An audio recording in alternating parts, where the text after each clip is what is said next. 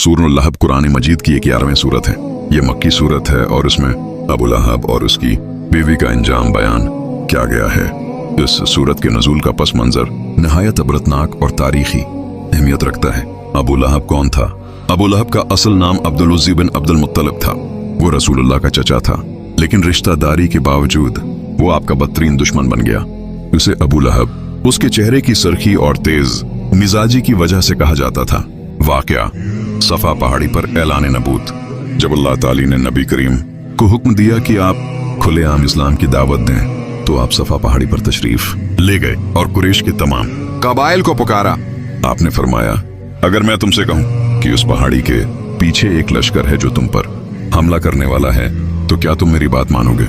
सब ने कहा, हमने आपको हमेशा सच बोलते पाया है।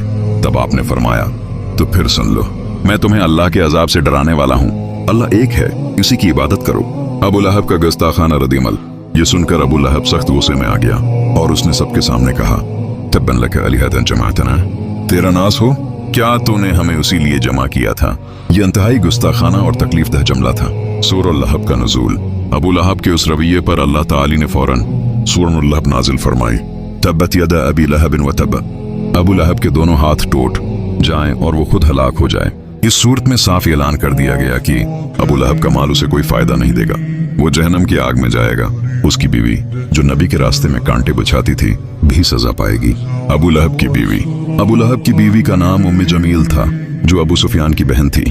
वो नबी के रास्ते में कांटे बिछाती, आपकी तौहीन करती और इस्लाम के खिलाफ साजिशें करती थी। इसीलिए कुरान ने उसे हम्मालतल हतब, ईंधन उठाने वाली, कहा।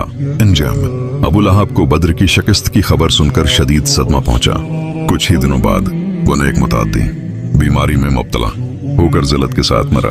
लोगों ने बीमारी के खौफ से उसके करीब जाना भी गवारा न किया और उसे गड्ढे में फेंक कर दफन किया गया। सबका रिश्तेदारी अल्लाह के अजाब से नहीं बचा सकती। तकबर, जिद और हक की दुश्मनी इंसान को तबाह कर देती।